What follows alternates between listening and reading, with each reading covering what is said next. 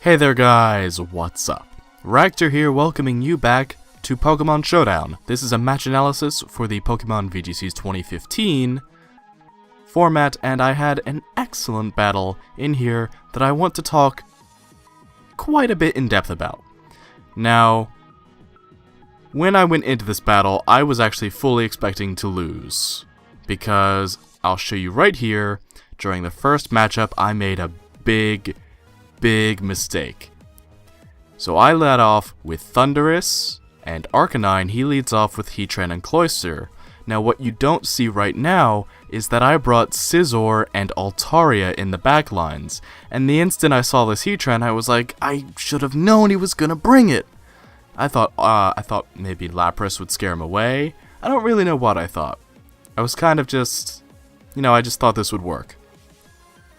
Now, I want you to pay very close attention to this battle, because it does not go the way you think it will, and it does not go the way I think it will, and it certainly does not go the way that Markovich over here thinks it will.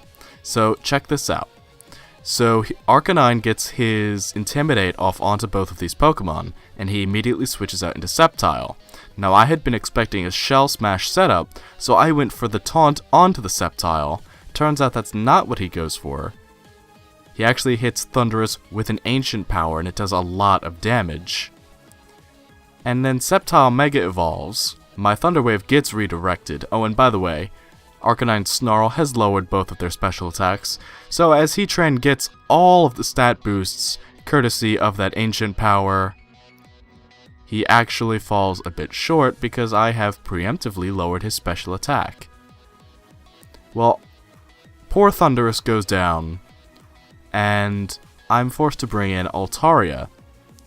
Now, I don't want to go for the Protect on the first turn because I do want to put offensive pressure on these two. So Altaria comes in, I get the Snarl off, Heatran's special attack is lowered once more, it does chip damage to Cloyster, and the Hyper Voice actually does quite a bit. So, using some theoretical mathematics, I deduced that my Helping Hand will be able to KO the Cloyster once I use a second Hyper Voice. And there we go. Well, not the Helping Hand will get the KO. The Hyper Voice gets the KO with Helping Hand's help. I'm getting a bit ahead of myself. So take note, Cloyster has fainted now. Now Landorus Therian is brought in. Altaria gets off its Protect, Heatran goes for the Ancient Power, and then Landorus goes for the Rock Slide. Now, Arcanine does not get the flinch, fortunately. I was crossing both my fingers and my toes that I could get the burn off onto Landorus. The Will-O-Wisp does hit, and I am able to basically cripple its offensive pressure. That critical hit onto Altaria did 12%. That's how weak Landorus became immediately. And my Helping Hand, critical Hyper Voice, knocks Landorus out of the game. Now Sceptile comes in, and I don't know what quite to do at this point. If I focus on Sceptile, then I leave myself pretty vulnerable to Heatran. So I decide to Protect on Altaria. Arcanine goes for the Overheat, and inches away from KOing the Sceptile. I was so disappointed. I decide, however, to bring in Scizor. Now Scizor takes the brunt of both Heatran and Sceptile's attacks. Arcanine gets the Will-O-Wisp off onto Sceptile, and I'm like, do I actually have a chance at this point? And because Markovich forfeits, I would say I do have a significant chance. Now you're probably thinking, how and why? And that boggled my mind when this battle first happened as well. I was genuinely confused. Look at the board right now. Sure, Sceptile's about to go down, but he has the Heatran. Heatran resists Altaria's attacks, Heatran destroys Scizor, and Heatran will win one-on-one against my crippled Arcanine. Why did he forfeit? And I'll tell you, I had to think about it for a second. Well, not just a second, it took me a minute. And that's when I realized that this Heatran was, in fact, choiced. And not just any choice, it was choice scarfed. And I realized this when I went back and I looked at some of the battle data. Now check this out. Here is the best example right here. Heatran moves before Landorus. It uses the Ancient Power before Landorus gets off its Rock Slide. Now, at the time, I didn't find that very suspicious. I wasn't quite thinking about it. But when I looked back, I realized how wrong that was. Landorus almost always carries the Choice Scarf. Heatran should never move first in that scenario, but it did.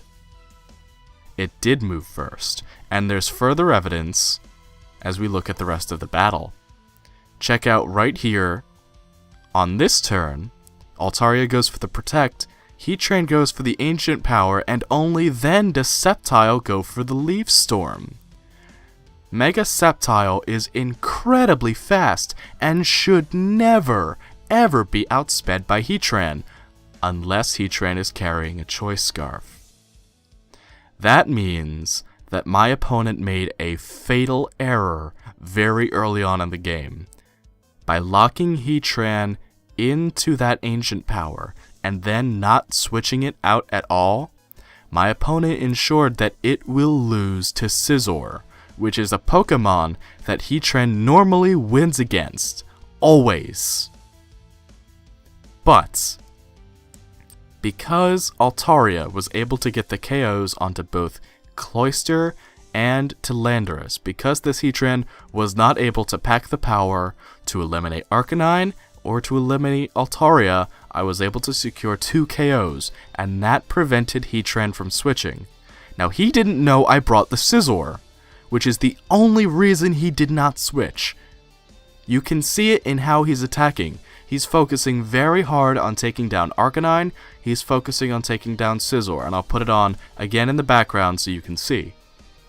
Throughout this entire battle, he is focusing on getting stat boosts with the Ancient Power, taking out Thundurus, taking out Arcanine, taking out Altaria.